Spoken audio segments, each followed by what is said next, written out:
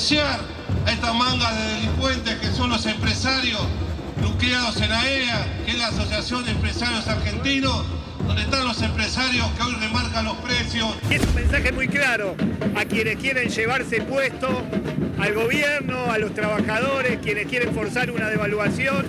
Sepan que la Argentina no termina en los límites de sus estancias, la Argentina es mucho más que anhelo de maximizar ganancias y devaluar el ingreso de los trabajadores. Una inflación generada por la economía bimonetaria que atravesamos, atravesada por grandes grupos económicos, especuladores, monopólicos, principalmente las empresas alimenticias. Estamos buscando una salida que no sea con el lomo del pueblo. No, estamos en contra de esta propuesta de salida devaluatoria que viene de mano de todo el liberalismo, ¿no? Obviamente es contra los formadores, pero es en reclamo y una advertencia también a un gobierno que no ha sabido controlar un mal que aqueja a una gran cantidad de argentinos, que es la inflación, que es la situación de pérdida de poder adquisitivo. Queremos decirle al presidente Alberto, poné lo que tenés que imponer, sentá a estos tipos, aplicarle las multas, aplicar lo que tengan que hacer, que los trabajadores te vamos a bancar.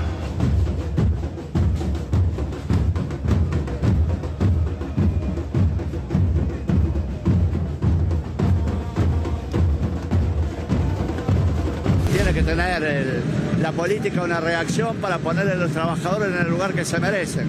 Hoy estamos sosteniendo la cadena de la producción, los trabajadores con la ausencia de la política. Cada cual en su sector tiene que discutir de acuerdo a las condiciones que está su sector.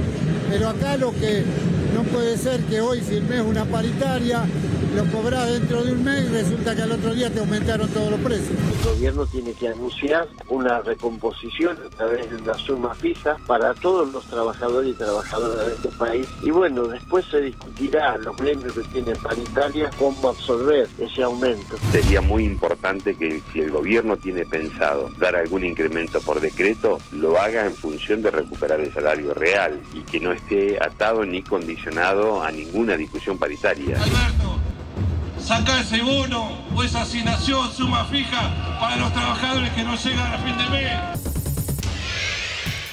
Muy buenas noches, bienvenidos y bienvenidas a Desiguales, noche de miércoles aquí en la televisión pública, y fue un día claramente marcado por la movilización que se vio en el centro porteño. Lo veníamos diciendo, ¿no?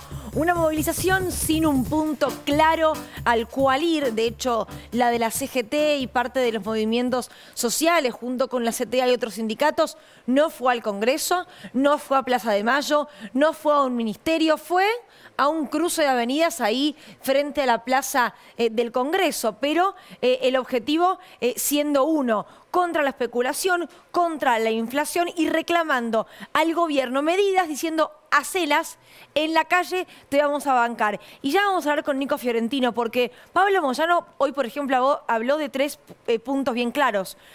Paritaria sin techo, una asignación que sea para cualquier trabajador y trabajadora, una universalización, si se quiere, de las asignaciones y algún tipo de bono. Por otro lado, se habla de algún aumento por decreto. Esto sería distinto porque implicaría ya que queda dentro del salario del trabajador y la trabajadora. Bueno, ¿qué va a ocurrir después de esta marcha? Es la pregunta. Pero lo cierto es que en este día, que además es el día de la muerte del general José de San Martín, por eso la escarapela en mi caso, habló el presidente de la Nación, Alberto Fernández. Estuvo en Chilecito y esto fue parte de lo que dijo. Recuerdo una carta que le mandó a Estanislao López, que muy deprimido López le decía que era muy difícil seguir la pelea porque se sentía muy solo. Y San Martín en su respuesta, que es muy larga y le explica todo lo que hay que trabajar por la libertad de la patria, termina diciéndole: no hay que bajar los brazos y estemos más unidos que nunca, porque unidos somos invencibles. Unidos somos invencibles. Unidos somos invencibles, dijo el presidente Alberto Fernández. La pregunta es si hoy por hoy el Frente de Todos efectivamente se siente unido e invencible? Se lo vamos a preguntar en un rato nada más a el Vasco de Mendiguren, actualmente secretario de Industria y Desarrollo Productivo. Bueno, ingresó, ¿no?, junto con el ministro Sergio Massa a esta nueva gestión del área económica, y ahí está puesta a la lupa sin ninguna duda en los dólares, en las importaciones, en las exportaciones, en el déficit, en la industria, que hoy se conoció un número muy bueno y muy importante en ese sector. Bueno, de todo esto vamos a hablar en minutos nada más con el Vasco, pero voy ya también a juntarme con mis compañeros, con Nico y con Nasa. ¿Cómo están? ¿Cómo va? Muy bien. Bien, muy bien. Tengo ganas de escucharte, Fiorentino. ¿Qué te dejó el día de hoy?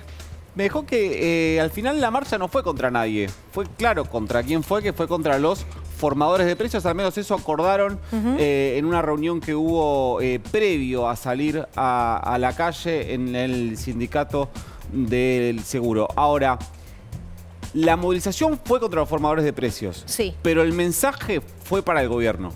Todas las voces que escuchamos es, nosotros tenemos un problema, lo hacen los formadores de precios, lo hacen esto, especulan, quieren una devaluación, digamos. Estos son los malos. Oh, claro, ¿no? Como los tenemos identificados. Ahora, el responsable de que esto no pase sos vos, dijeron al gobierno. Por eso la movilización, si bien hoy no hubo, por ejemplo, funcionarios del gobierno hablando de la movilización, en algún momento se intentó darle un formato como si fuese una movilización a favor del gobierno. Dijeron, bancamos al gobierno. Bueno, la voz de Pablo Moyano me parece que fue la más clara, como suele ser, sobre todo respecto a sus dos compañeros de triunvirato de gestión. Que hablaron igual, ¿no? Daer y Acuña hablaron, pero no con la contundencia con la que suele hacerlo Pablo Moyano.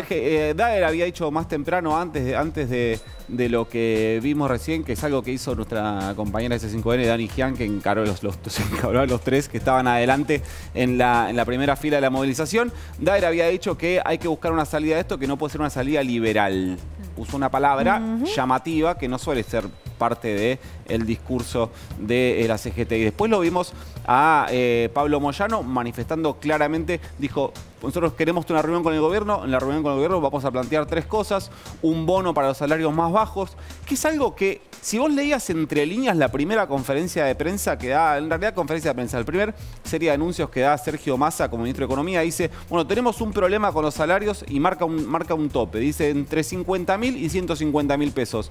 La especulación que se dio, ya pasaron las semanas, evidentemente no había nada preparado para anunciarse, pero en ese momento sintió como, bueno, algo para ese segmento se va a venir. Bueno, todavía no se vino, no hay pautada una reunión con la CGT todavía. Sí hay una reunión pautada con los que enfocó hoy la CGT, con los formadores de precios, con las grandes.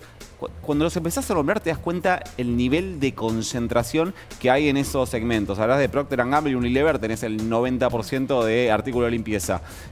Bueno, va a estar Molinos Río de la Plata, está convocado creo que también Coca-Cola, Quilmes, Arcor, el martes que viene. Por lo que me dicen a mí, por ahí nuestro invitado del día de hoy tiene alguna otra información, no tiene que ver con un acuerdo de precios. Lo convoca la Secretaría de Comercio Interior, ¿no? Es Tombolini el que lo llama hoy durante la marcha para que vayan la semana que viene a una reunión. Sí, pero fíjate que quienes van a ir, además de Tombolini, son Sergio Massa y Miguel Pese.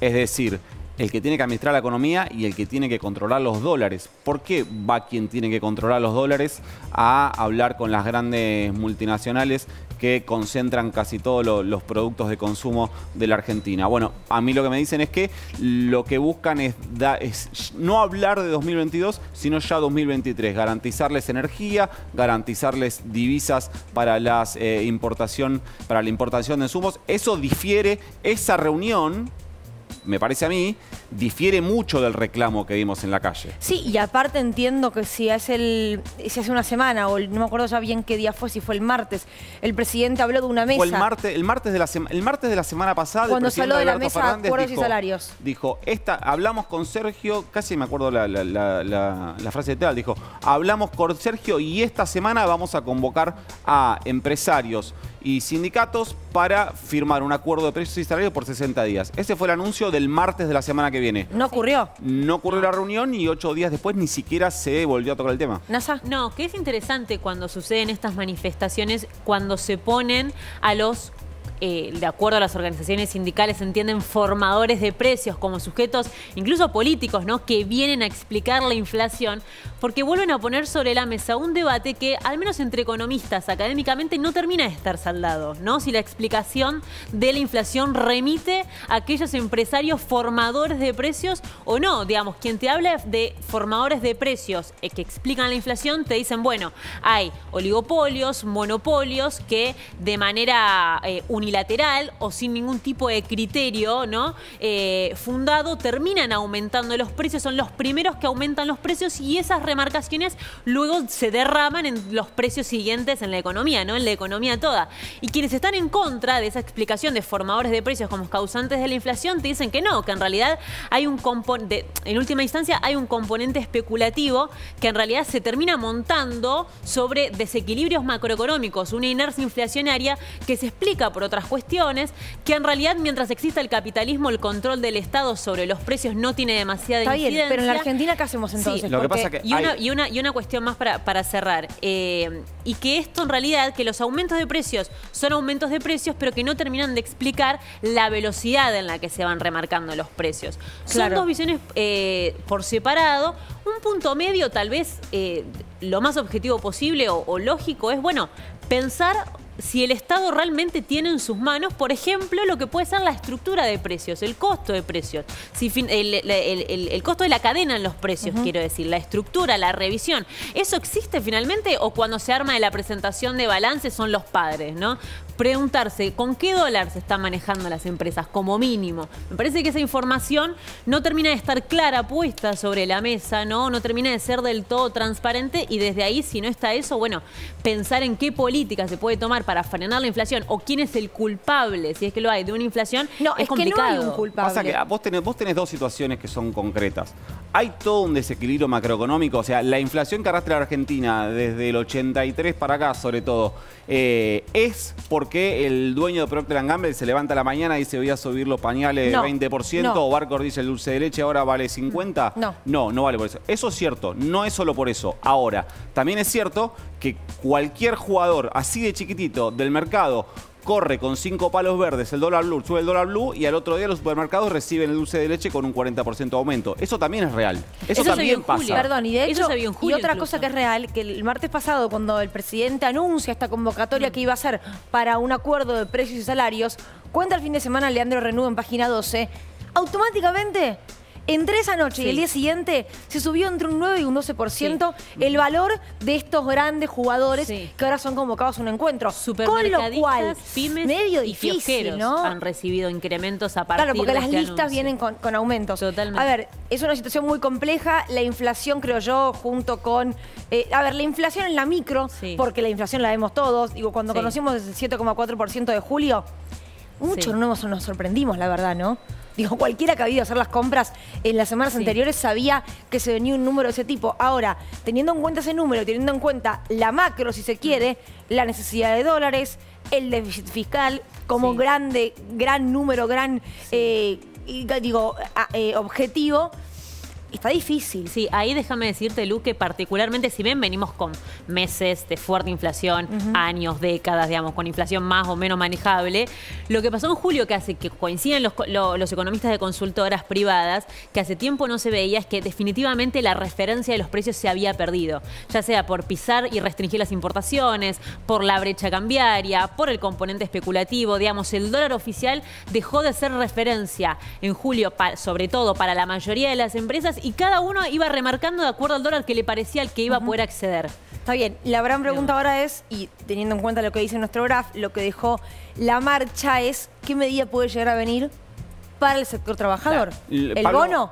¿El aumento por decreto? ¿Las paritarias ilimitadas? Pablo Moyano dijo que la próxima reunión va a llevar son 3 pedidos. Sí, claro, pero eso es lo que dice Pablo Moyano. 2 cosas respecto a eso. No es algo acordado con toda la cúpula de la CGT, es su agenda, eso es real. Y segundo, que no sé a qué reunión la va a llevar porque por ahora no hay ninguna. Pero además Abel Furlan lo que dice hoy es otra cosa más. Agrega una cuarta opción, aumento por decreto.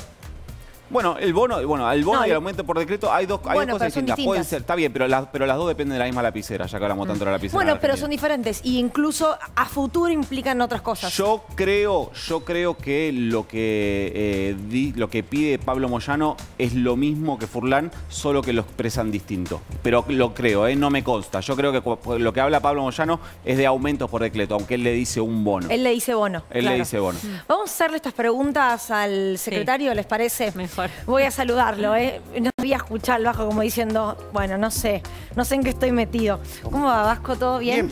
Bien, muy bien. A ver, quiero comenzar por la marcha de hoy.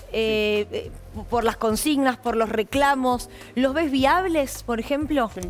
Primero, lo veo lógico, ¿no es cierto? Porque nosotros podemos dar las explicaciones que queremos, pero cuando yo siempre digo, mi mujer llego a casa, me mata. ¿Cómo es a tu mujer? Bien, pero enojada todos los días, porque esto lo vivimos todos los días.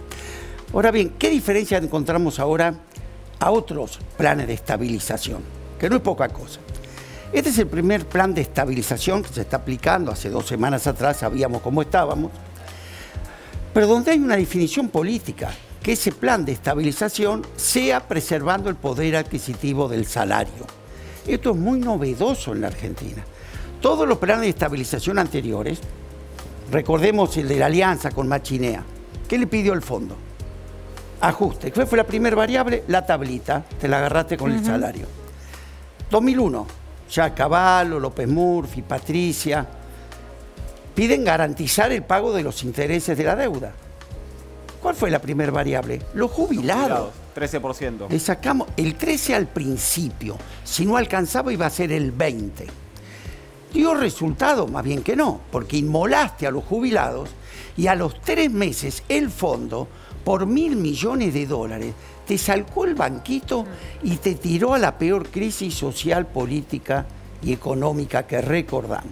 Entonces, primer tema, plan de estabilización con una decisión política de mantener el poder adquisitivo del salario. Plan de estabilización, Vasco, traducido es ajuste. ¿Cuál? Decir plan de estabilización, es decir, ajuste. Es orden, sí, es un orden general. Yo creo que lo que se está planteando, creo que estaba claro, hace 3 semanas. Una situación que por distintos motivos no lo vamos a calificar, pero acá hay mucha gente que ha puesto una devaluación importante. Uno porque les conviene, otro por desestabilizar, otro porque creen que es la medida que hay que tomar. También llegaron a una desestabilización, acordate que gente muy importante de la oposición ya planteaba el reperfilamiento, es decir, default en pesos, de los cuales eran especialistas, porque hace 3 años fueron los inventores, la cunza del default en pesos. Bueno, el gobierno, donde ya parecía, y muy bien como vos describiste, en ese estado de cosas, con un dólar que te pronosticaban a 400, con un default en pesos, ¿cómo hace para construir precios? Vos lo dijiste muy bien, imposible, porque no sabés si el stock que tenés lo vendés, si, yo te digo, yo tengo una fábrica de zapatillas, tenía 13.000 pares en stock y me faltaba la plantilla. Y no podía por la plantilla despachar toda el stock que tenía. Entonces vos le decís, mandame con remito abierto, el precio ponémelo después. Tampoco. Conclusión, perdimos la noción, los precios, la gente no te vendía. Bueno, en menos de 2 semanas, creo que primero se alejó definitivamente con un canje voluntario, que fue un éxito, 80%. La semana pasada, ¿no? La semana pasada. El dólar, que lo fijamos en 400, creo que está hoy en un valor que no sé qué pasó hoy, pero que no llega otra vez debajo de los 300. Estamos yendo a una estabilización. ¿Podés decir precario o no? Yo creo que no, pero podemos decir. Primer tema, ya podemos reconstruir precios. Hoy yo noto, mis proveedores me están otra vez remarcando más de lo debido, ¿no? Porque si vos ves una presión inflación devaluatoria, que creo que el gobierno fue claro. O sea, vos lo que decís es, hoy hay listas, con remarcaciones, pero las hay. Y llegamos al momento de que no haya listas de precios. No hubo, hace 2 semanas atrás no teníamos. Claro. Pero además hoy hay listas que hay que revisar, porque fueron puestas en una situación de emergencia, previendo a lo mejor una devaluación, previendo un dólar de 380 pesos, que hoy es bueno que las revisemos, ¿no es cierto? Porque si no yo te pongo esta lista y digo, sobre esto negociamos. No, esa lista fue tomada en una circunstancia que no obedece a ningún programa razonable. Entonces el tema inflación es complejo. Ya lo charlamos alguna vez con vos, y no es una inflación más. No es que es una inflación como tuvimos siempre en la Argentina. Acá tenemos, ya sabemos lo que pasó. Mirá el mundo, ¿no? No hace falta que te diga que Estados Unidos, la Reserva Federal, hace un mes, dice ya llegamos al pico, y al otro mes 1,5 puntos más, cuando quintuplicó su inflación. La más alta de la Segunda Guerra Mundial. Y como te dije una vez, ese país entró a la crisis de la pandemia, después de la guerra, con una economía estable, sin inflación, tasa de interés negativa. Nosotros entramos a esa bomba que fue la pandemia con 54% de inflación, con un país de una tasa de interés, como el proceso anterior, pornográfica, con una pobreza enorme. Entonces, claro, que a nosotros nos impactó fuerte. Y hoy salir de esto no es un tema solamente técnico, es político. Ahora, tenemos números, entiendo, del índice de capacidad instalada que se conoció en la jornada de hoy. Tenemos una placa para mostrar sobre el tema, porque, digo, tiene que ver con lo complicado y lo complejo de la situación, ¿no? Porque mientras hablamos de que el UNICEF dice que en la Argentina... no me acuerdo ahora exactamente el número, pero hay muchísimos chicos que no llegan a hacer las 4 comidas. También tenemos este número, que tiene que ver con que en junio de 2022 el uso de la capacidad instalada fue del 69,1%. 70% más. En comparación con el año, y ahí veía el anterior, no llegó ahora a leer la placa porque la tengo 64. atrás. En comparación con el año pasado, que fue de 64. Es decir, subió un montón en un año. Y perdón, Lu, sí. Es uno de los valores más altos de al menos los últimos 6 años. ¿Y entonces cómo se explica, Vasco, esta dualidad? Hay más todavía. Si te digo otras cifras, las exportaciones pymes en el semestre son 6.800 millones de dólares. Récord. Cuando lo proyectás, estamos como el año pasado, 10.600 millones de dólares de exportaciones del sector pyme. El empleo, sigue cayendo el desempleo. Hoy estuve, fíjate, concretamente con el gobernador de La Pampa. La Pampa, pleno empleo. El parque industrial de General Pico, La Pampa, 500 personas directas trabajando. En su historia tuvo ese récord. Te digo, mira, vengo del Congreso, por eso llega un poco tarde. Hoy un orgullo para todos los argentinos. Se acaba de sancionar en el Senado, yo estuve con Filmus, una ley que tiene que ver con todo el tema de la capacitación, de la promoción de la biotecnología. Esto, vos sabés, es una revolución dentro de la producción. Y se aprobó por unanimidad. Entonces, hay 2 Argentinas. Esta que con justicia rechazan, pero nosotros queremos ir al fondo del problema. ¿Cuál es la verdadera solución a los planes sociales, a la pobreza, a una Argentina que cada 4 o 5 años te llevan al borde del default? Esto, un crecimiento sostenido de la economía, y esta es mi responsabilidad, esa es mi área. Me han puesto un revólver en la cabeza, te juro, para que este año no se nos caiga a nivel de actividad, que vayamos a 90.000 millones de dólares de exportaciones, y vamos a llegar. Pero Vasco, ¿cómo vas a poder hacer eso con unas importaciones muy complicadas por el tema de los dólares y la restricción? Estás muy bien informado. Tenemos un grave problema. Así como en la inflación, un problema, también el problema nuestro es la falta de dólares. Y es así, no los tenemos. Y el Banco Central, la Casa de la Moneda no los puede imprimir. No. ¿Qué tenemos que hacer? Bueno, creo lo que estamos haciendo. Primero, vamos por partes. Despejar esto. Ya nadie duda que las deudas en pesos se van a cumplir. Sacar fantasmas, digamos. Sacar fantasmas. El dólar está ahí, un valor razonable.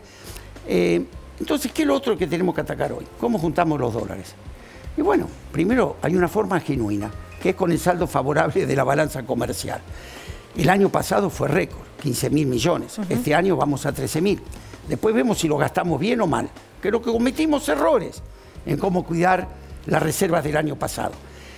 Pero ¿cuál es el tema importante? Que nuestro problema de hoy, ahora vemos cómo lo arreglamos, no es estructural de la economía argentina, es coyuntural.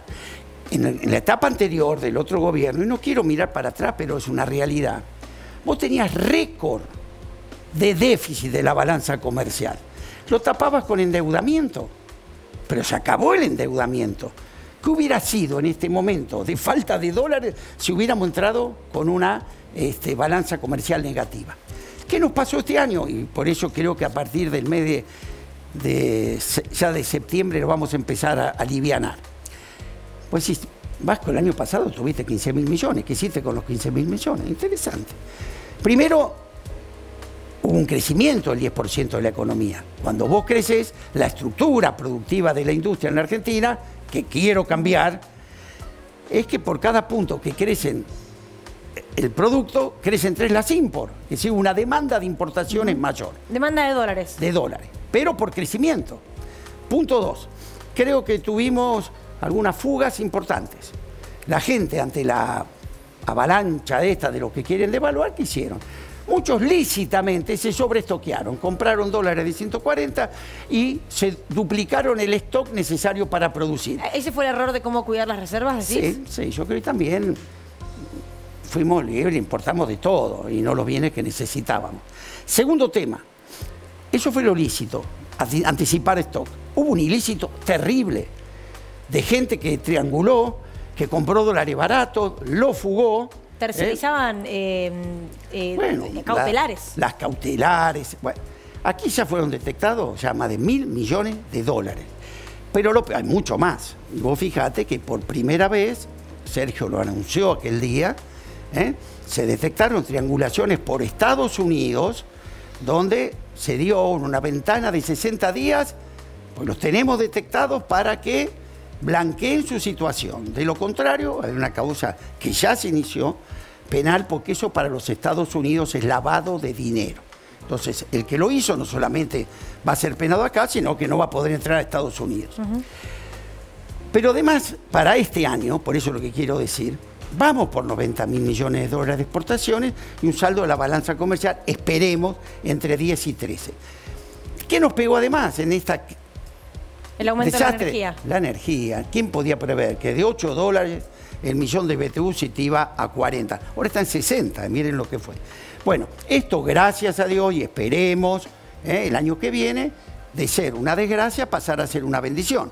Porque en vez de gastarlo en exportar, terminaremos el gasoducto y vamos a exportar gas. Vasco, el diagnóstico de la macro está claro, la medida, digo, está claro, no digo que sea fácil, digo, está claro, la foto está clara, las medidas tomadas por el gobierno para ese problema, el de la macro, también están bastante claros. Ahora, hoy se movilizaron un montón de personas que representan otro sector de la economía que se ven impactados por la macro, pero manejan volúmenes mucho más chicos. Quería saber si vos tenés información, si esa reunión para acordar precios y salarios entre empresarios y trabajadores que había anunciado el presidente Alberto Fernández, ¿se iba a dar o no? Sí, yo creo que se tiene que dar. Estamos preparando. Lo que sí es importante ir con información.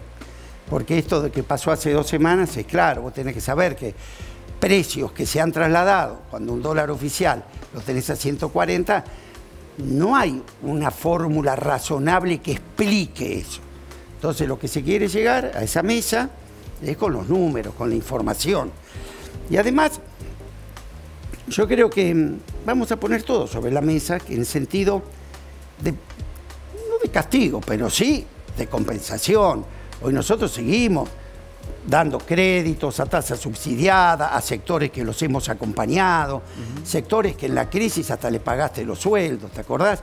Que hoy permite que haya 20, 25 mil pymes vivas, lo que nos pone contentos, pero llega un momento donde vos también tenés que hacer el aporte, porque todo eso que se destinó a que esas empresas estén vivos lo pagó toda la gente, no es que lo pagó el gobierno que no tiene cara. Entonces creo que hoy, por un tema de responsabilidad, tenemos que actuar distinto.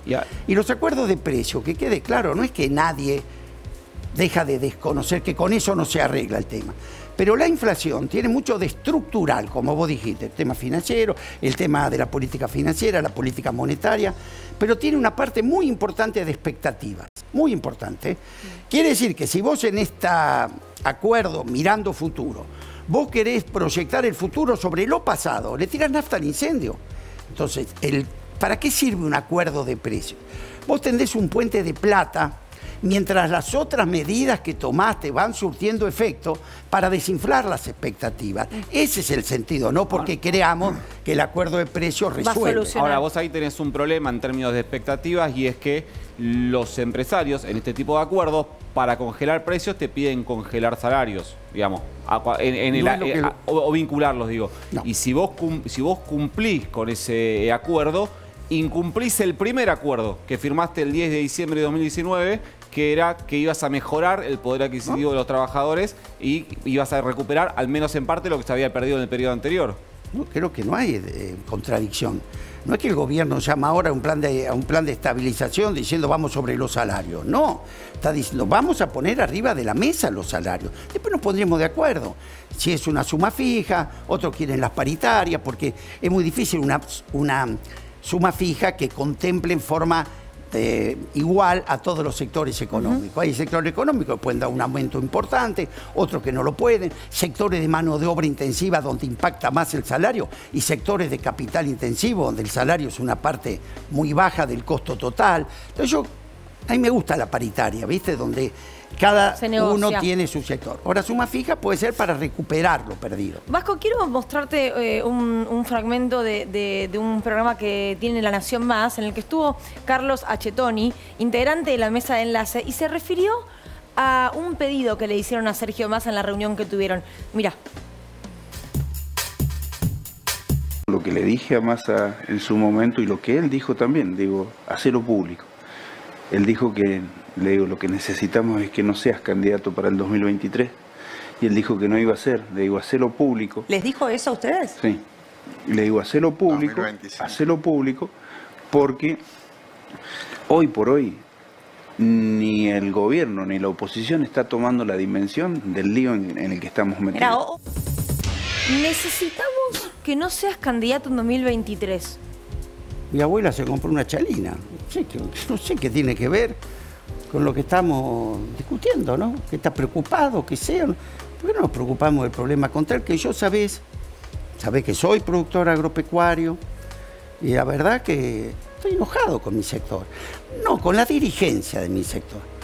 Porque estamos lejos de hoy tener un sector arriba de la ruta. ¿En qué estamos peor que con el gobierno de Macri? Tenemos las mismas retenciones. Es más, este gobierno le sacó las retenciones a las economías regionales. Ahora, este gobierno le acaba de dar 750.000 millones de pesos de crédito promocional al sector para inversión. En la última Expoagro, mirá que la auspician Clarín y Nación, no es precisamente muy simpático con el gobierno. Y ellos te han publicado que fue récord de asistencia, récord de inversión, 1.500 millones de dólares invertidos en 3 días. Ahora, Vasco, ¿a vos te parece que un sector que está al borde de la ruta... ¿No es sano que estos sectores también empiecen a blanquear que son actores políticos electorales, digo? Porque de lo que está hablando ahí es un dirigente gremial empresario del sector agropecuario hablando directamente de elecciones. Digo, porque siempre se saca la camiseta, nunca representa ningún partido. Bueno, por ahí es sano que empiecen a mostrar que tienen intereses políticos electorales, porque políticos lo tienen como cualquier organización sindical. Yo conozco a Sergio, sabés que integro su equipo de trabajo hace mucho tiempo. Y sé lo que piensa el campo. Bueno, sé lo que piensa el gobierno del campo. Por eso que puede haber animosidades, pero yo quiero ser concreto. ¿En qué este gobierno te ha perjudicado con las normas con respecto al anterior? A ver, ¿en qué?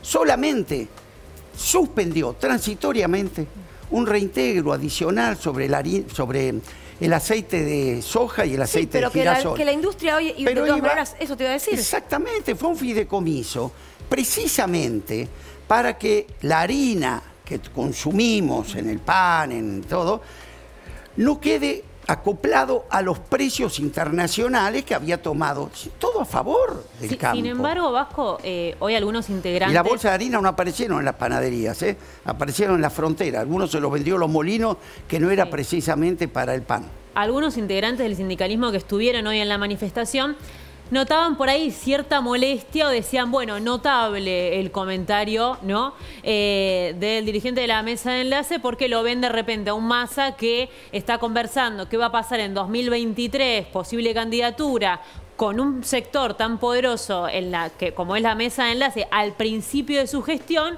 y dicen, bueno, efectivamente está teniendo desordenadas las prioridades de golpe, ¿no? En vez de reunirse acá, va allá y encima habla de la candidatura.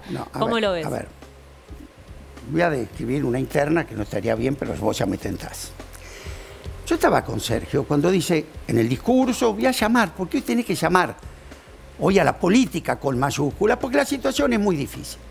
Y sabemos que un solo espacio político no lo saca. Hace falta diálogos entre la gente lógica. Entonces llamó al campo, llamó a los industriales y a los empresarios. ¿Qué le contestó el presidente de la Rural?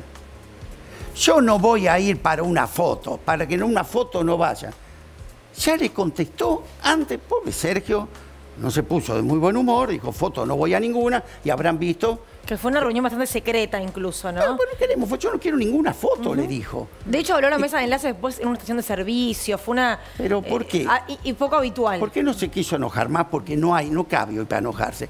Entonces, cuando le preguntas si va a ser candidato, ¿a vos te parece, sinceramente, que con lo que estamos viviendo, con los problemas de la gente, que estamos estabilizando entre todos, insisto, hoy en el Congreso, por unanimidad, sacamos del Senado, yo estuve con el ministro, una ley espectacular para la Argentina para cambiar la matriz productiva, para salir definitivamente de esta pobreza.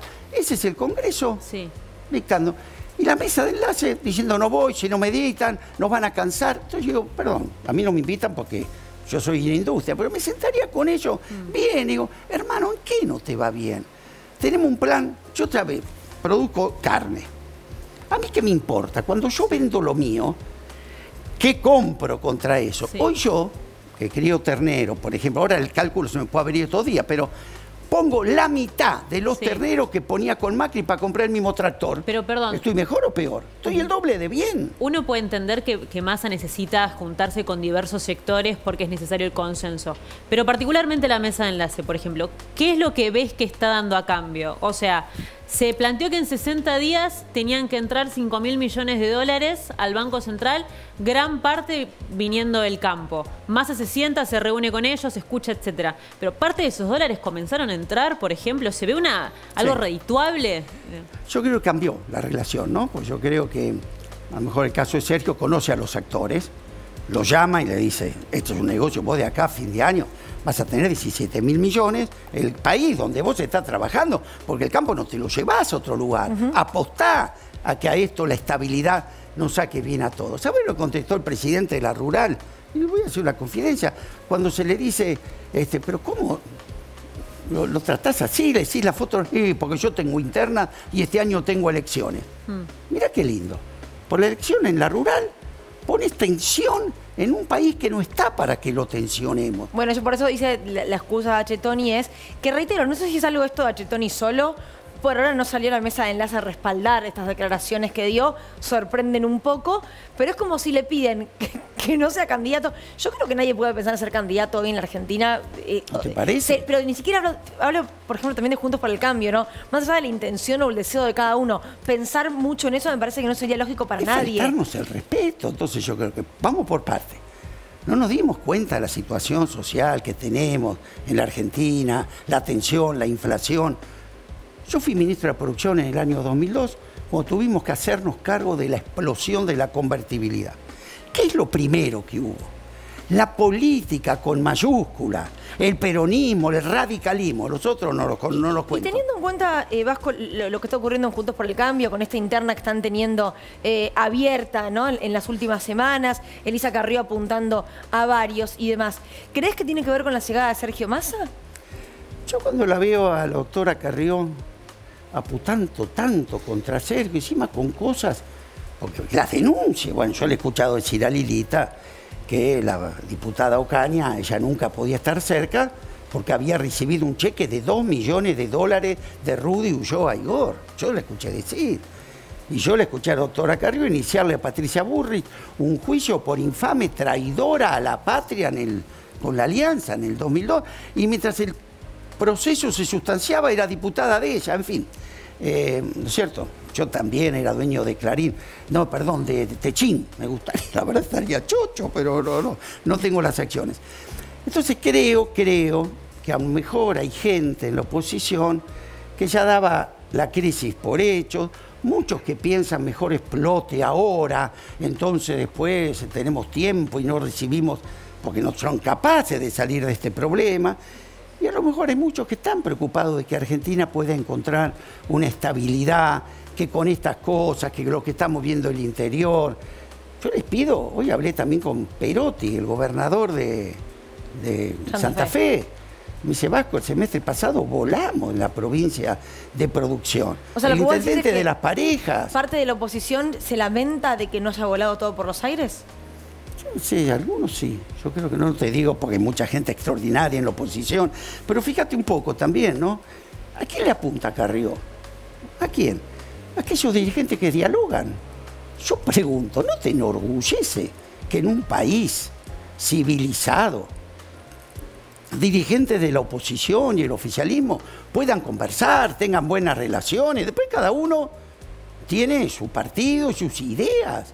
¿Pero qué tienen que ser enemigos? ¿Tienen que demandarse como a ella le gusta con todo? A mí me parece muy bien que Sergio Massa tenga una muy buena relación, no sé, con María Eugenia Vidal, o que Ritondo, no sé, todos los que se nombraron, porque en un congreso del cual yo tuve 8 años, yo tuve una relación excelente con Las Pinas, con todos diputados que teníamos diferencias, pero trabajábamos juntos. Y ese es el país que quiere Carrió, donde para hacer oposición tengo que denunciar, decir que narcotraficante, las cosas más horrorosas. Nasa, estamos hablando justamente con el Vasco, ¿no? Ahora encargado de lo que es industria y productividad, pero ¿cuál es el plan un poco más macro que vos ves? A ver, 7,4% fue la inflación que se marcó en julio. Fíjate, de acuerdo a los gráficos de la consultora Empiria, qué puede llegar a pasar con la inflación de aquí hasta el cierre, ¿no?, de 2022 en caso de que siga igual o incluso creciendo un poco más, ¿no? Ahí se plantean diversos escenarios. Por ejemplo, se habla de una inflación que si sigue subiendo al 7% puede terminar superando el 100% a fines de este año. Si baja un poquito al 6%, terminar apenas en el 100%. Si llega a bajar incluso al 5% mensual, terminar en un 90%. Y si baja, incluso en el escenario más optimista de todos, a un 4% a nivel mensual, tendríamos una inflación apenitas por debajo del 80%. Es una inflación igualmente altísima. Entonces, vale revisar qué es lo que hizo Massa hasta ahora. ¿Cuál fue la receta de Massa? ¿Cuál es la receta de Sergio Massa para tratar de achicar, ¿no?, o de aminorar los efectos inflacionarios sobre la Argentina? El primer punto, a ver, cosas que ya hizo, ¿no? La suba de la tasa de interés, obviamente acordado con el Banco Central, una tasa de interés que busca cada vez hacer más atractivo el peso como inversión, que busca quitar el peso, los pesos, la moneda de la economía, pero que siempre tiene que ser subida de manera quirúrgica porque puede poner un freno o un detenimiento a la actividad si se excede en su suba. Un techo al financiamiento de los ministerios, esta filosofía de no vamos a gastar más de lo que se recauda, nos vamos a manejar con un presupuesto de 2022 que implica una inflación del 62% cuando la estamos proyectando en el mejor escenario en un 90%. No emitir temporalmente. A ver, ya se dijo que el Tesoro, que es la caja máxima, la caja central del Estado, le iba a devolver aquello que le pidió al Banco Central, aquello que el Banco Central emitió, ¿no?, para otorgarle. Se dice ahora el Tesoro se va a financiar por recaudación, lo que le entra al Estado, o bien por financiamiento del sector privado. Le vamos a dejar de dar a la maquinita por un rato. Y lo que hablábamos recién, ¿no?, la necesidad de los acuerdos de precio. Interesante preguntarle al Vasco qué pasa con el perfil político de Tombolini en el medio de estos acuerdos con las grandes empresas. Y la pregunta también que rodea todo este plan es la devaluación. ¿El dólar al valor que tenemos hoy es el indicado para que entren las exportaciones necesarias y a su vez ese ingreso de dólares nos permita importar al dólar oficial? Y algo que decía la administración, ha entrado dólares a nivel récord este año, ¿sí? Y sin embargo se pierden. Ahora, ¿qué pasa con ese valor del dólar también, pensando incluso en esos dólares que tienen que llegar de la parte del campo, ¿no? A ver, primero te voy a contestar todas. Déjame. Acá estas son las medidas que el plan. Para estabilizar. Es un plan. Pero no es estabilizar porque sí, porque estabilidad y en el Memorial, ¿viste? En el cementerio están todos estabilizados, no pasa nada. Estabilizar es, pero atrás está mi responsabilidad, lo que Sergio me puso a mí en la cabeza, es cómo llegamos a más de 90.000 millones de exportaciones. Sacamos ya de esta ley que hoy era clave para poner en marcha. Está impulsando la ley agroindustrial. ¿Qué hace? Primero, ahora hizo toda la cadena. Segundo, la cadena agroindustrial. Sí, La sí. oposición también la acompañó. ¿Qué te está diciendo? Te premio la producción marginal. Es decir, te voy a dar beneficios sobre todo lo que crezcamos en exportaciones. Como hay sectores que no llegamos, va por un decreto de necesidad y urgencia que va a mandar al Congreso para premiar, como decimos ahora, hay que salir una lucha por los dólares. Esto es lo que estamos estabilizando para crecer, no estabilizando como fue que esa estabilidad para morirnos. Esta es clave. Vamos a la devaluación. ¿Qué significaría una devaluación brusca hoy? Preguntarle a Pratgay. ¿Te acuerdas cuando dijo, no, el dólar ya está tomado a 15? Devaluó a 15 y se le fue la inflación al infinito. Segundo, en un momento inflacionario como este, que se están tomando el resto de las medidas para empezar a atacarlo, una devaluación brusca impactaría fuerte en la inflación. Segundo, miremos el precio histórico a lo que está hoy el dólar oficial en la Argentina. No es malo. En la línea histórica no es un dólar de los peores, al contrario, está en el medio. Es cierto, el año pasado vino corriendo por atrás de la inflación, por lo tanto se te descarriló un poco. Ahora, miremos lo que es el dólar marginal o a dónde llegó. Eso sí que no tiene ninguna explicación lógica. El blue. Claro, nada más que la desconfianza, el clima. Entonces el gobierno, ¿qué tiene que hacer? ¿Tratar de bajar el techo o abruptamente subir el piso? Bueno, es mucho más difícil tratar de bajar el techo, que no afecte el poder adquisitivo del salario, que es el otro gran objetivo que tiene este plan de estabilización. Entonces, bueno, muchos no quieren llevar a eso, todavía. Y no hablo de todos los que están en contra, algunos creen que hay que dar un show. ¿Qué es la manera? Nosotros creemos que en este momento, por la situación que tenemos, por la situación de inflación, lo que hay que hacer es ir acompañando a la inflación, pero sobre todo el esfuerzo en bajar el techo. Vasco, gracias por haber venido, A ustedes, un placer. ya no viene más el otro. No, olvídate, si no vino cuando estaba en la Cámara de Diputados, ahora siendo ministro. Casi no me animaba yo a venir porque no podía poner la cara. No, pero vos siempre sos bienvenido. Gracias, Vasco. A ustedes. Hacemos una tanda, ya venimos, hay más desiguales.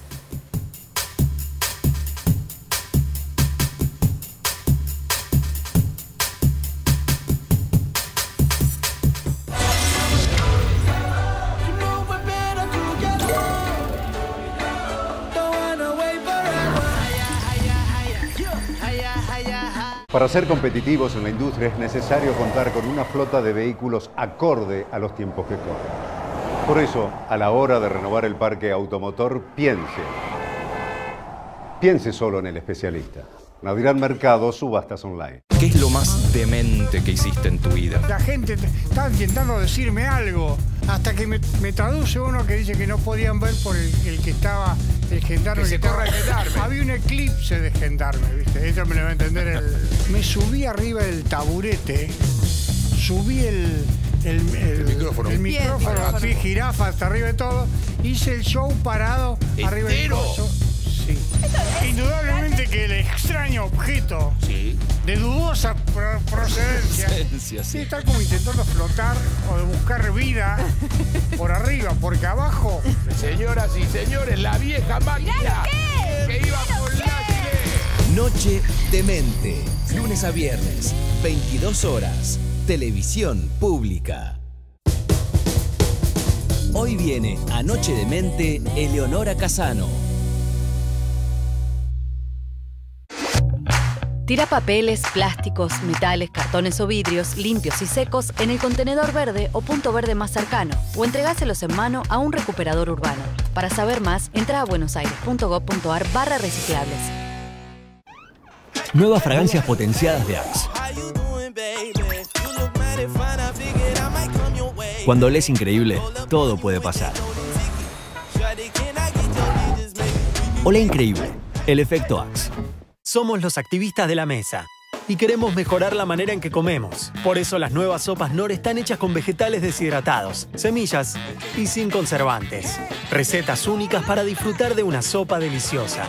Knorr, come lo bueno. Marrón como identidad. Si no soy negro y no soy blanco, ¿qué soy? Entonces ahí decimos, bueno, soy marrón. Marrón como colectivo antirracista. Búsquenle el nombre que ustedes quieran, pero que a las personas las tratan diferente por su color de piel, es racismo. Y identidad marrón es una propuesta para eso, para hablar de eso. Nombrar lo marrón es político. Somos todos los marrones dándonos cuenta de nuestro potencial transformador político en todos los espacios que ocupemos y estando donde estamos. Marrón. Antirracismo en tiempo presente. Estreno. Capítulo 1. Viernes 23:30. Televisión Pública.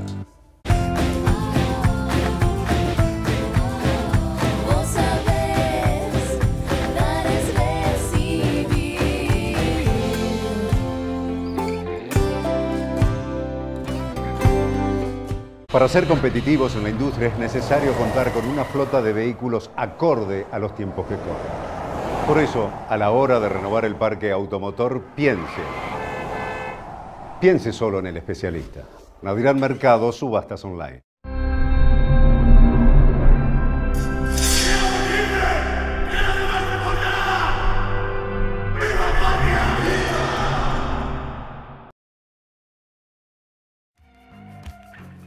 Bueno, hoy es el aniversario, lo mostraba recién nuestra placa de la muerte del general José de San Martín, padre de la patria grande, diría yo también, ¿no? De América Latina, no solo de la Argentina. Estamos con Martín Leguizamón, politólogo, docente, divulgador de la historia, diría yo.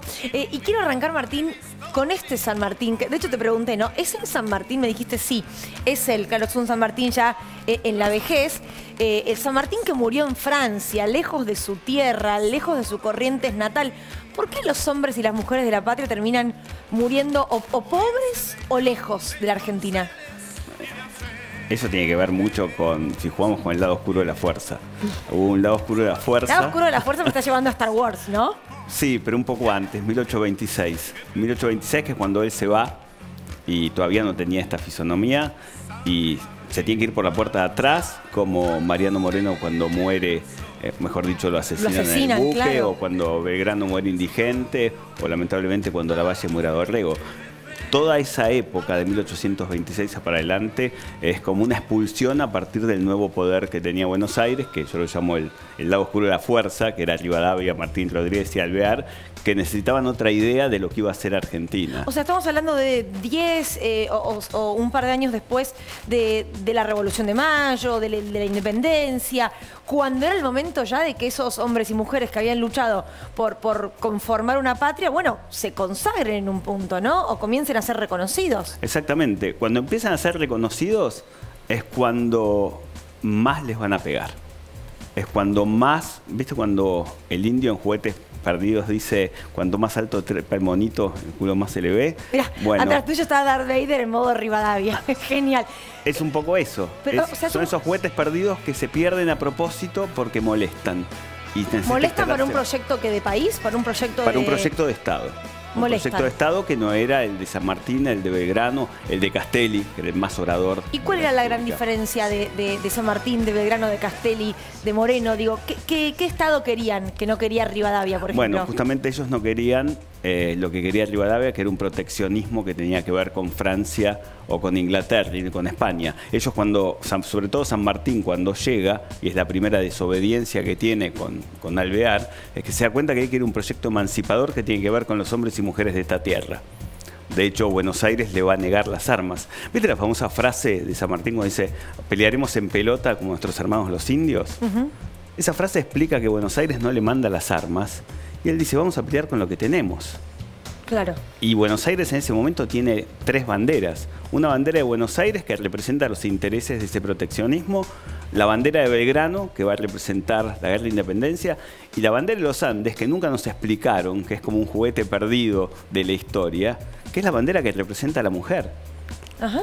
San Martín es apoyado por las damas mendocinas y por las mujeres que no eran patricias y arma su plumerillo con hombres, mujeres, niños y libertos.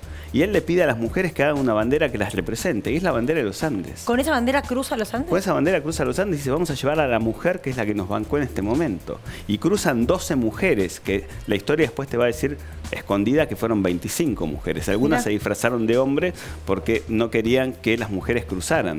Pero si miramos el plumerillo ahora, y te invito a mirarlo, estamos en 1817 en el estudio, pero es el plumerillo, San Martín escribe El Plumerillo, estamos hablando de Mendoza, Mendoza, ¿no? 1817. Claro. Que no querían que cruzara. Y al mejor estilo Spinetta, San Martín escribe: tengo tiempo para saber si lo que sueño concluye en algo. Y eso que sueño concluye en algo es de emancipación. Claro. Y eso lo va a escribir y se lo va a decir a Baigorria. Y va a llevar esa idea de hombres, mujeres y pueblos originarios hasta Perú. Pero Buenos Aires no quería eso. Por eso después lo expulsan. Claro. Qué loco, porque si uno piensa hasta hoy, ¿no? Buenos Aires sigue siendo ese lugar a veces conservador que también mira a la Argentina como el interior, ¿no? Como, bueno, acá somos el centro, acá pasan las cosas, en el interior es otro mundo. Pero acá directamente se te los terminaba expulsando del país, ¿no? Que muera en Francia, imagino no debe haber sido algo agradable, ¿no? Para un San Martín que había soñado con otra cosa. Pero vos fíjate, fue mala palabra, porque una noche como hoy de agosto, pero en 1826, San Martín ya primero va a Montevideo, mejor dicho a Carmelo, que lo recibe Artigas, y de ahí puede escapar. Tuvo que escapar de porque si no lo mataban. Es censurado, y una noche como hoy, acá cerca, en lo que es Plaza San Martín, hacen marchar a los granaderos para sacarle sus uniformes, sus sables, su monta y su honor. Y ellos van gritando: no queda ningún godo armado en América Latina. O sea, la imagen de Juguetes Perdidos de los Redondos es la imagen cuando los granaderos se desarticulan. O sea, no existen más los granaderos. San Martín es palabra prohibida, nunca existió. O sea, me hace acordar la censura del peronismo, ¿no? Tiempo después, digo, que quieren borrar parte de la historia argentina una vez más. Lo borraron de 1826 a 1880. No existió. ¿No existieron los granaderos tampoco? Tampoco. Recién en 1880 es la famosa historia de Adventure, que se podría decir, cuando, imagínate, ahí está Sarmiento, Mitre y Avellaneda. Ellos son los que traen de vuelta, Sarmiento, Mitre y Avellaneda, son los que dicen: che, a todos los que expulsamos, a todos los que quisimos borrar, hay que traerlos de vuelta a nuestra patria. Y ahí yo te pregunto, ¿por qué? ¿Por qué? Mira, si jugamos un poco con la ficción y con este escenario, San Martín se encuentra con Bowie y con Mercedes caminando por Hyde Park, y hay un repiqueteo que dice: necesitamos héroes. Si vamos a formar un Estado nacional, claro, necesitamos héroes. Figuras. Pero ¿qué hicimos con los héroes? Lo matamos a Moreno, lo extraditamos prácticamente a Belgrano. San Martín se murió en el olvido, pobre. Entonces necesitamos que tener esos héroes para educar a lo que ellos llamaron las manos aptas, que eran los inmigrantes. Claro. Entonces tengo que traer héroes y construir un relato. O sea, tengo que construir, o tengo que, mejor dicho, instruir a hombres y a mujeres con la historia de esta patria, con una idea en común. Digo, había que tener una idea de país. Claro, pero con una historia que me pongo en Mitre, que voy a escribir yo. San Martín cruzó los Andes, Belgrano creó la bandera y una mujer apareció sola cantando el himno. Entonces, a partir de esos héroes construimos. Pero nuestra misión es encontrar justamente esos laberintos perdidos. Claro. Ahora, qué difícil, ¿no? Cuando se quiso tapar, no entiendo muy bien con qué objetivo, pero cuando se quiso tapar tantos años de la historia reciente a esos verdaderos hombres y mujeres de la patria, ¿no? Y ahí es donde comenzaron las guerras civiles. Y ahí es cuando San Martín se siente solo. Justo cuando Charlie en Cerca de la Revolución dice: lo que fue hermoso será horrible después. Lo que fue hermoso que todos estos hombres y mujeres que hablamos que hicieron la revolución pelearon codo a codo. Y lo que fue horrible fue que Lavalle termina matando a Dorrego. Eran compadres, cruzaron los Andes. Y a partir de eso se empieza a construir una historia, una tercera grieta, te podrías decir, del siglo XIX, ¿no? Siempre hubo grietas en la historia argentina. Y empezamos desde el principio con Moreno y Saavedra. Ay, me quedaría hablando un montón de tiempo más. Yo no sé si me dijeron tengo un minuto, pero ¿era mentira o era verdad? ¿Ya pasó el minuto? O sea, ¿me tengo que ir? Bueno, decime una canción, Martín, para vos en este día que signifique San Martín en la historia argentina. Bajan de Spinetta, te hago una playlist. Bajan de Spinetta, el cruce de los Andes, cerca de la revolución de Charlie, ese estoy confundido a la vez. Hoy Televisión Pública pasa la película de Rodrigo, de San Martín. Y hay un momento que San Martín llega a la cuesta de Chacabuco y no llega la línea de las eras y se tira al piso y está solo, está confundido hasta que llegan. Suena Charlie en ese momento. Héroes, y terminamos con Divididos. ¿Con cuál? Con Divididos, con nuestro vientito de Tucumán, llegando con todas las banderas. Martín, es siempre un placer hablar con vos. Gracias. Gracias. Por favor. Gracias. ¿Dónde te pueden seguir? @LMartinLeguizamón. LMartinLeguizamón, muy bien. Nos tenemos que ir, será hasta mañana. Mañana es jueves, claro. A las 9 de la noche nos volvemos a encontrar. Adiós.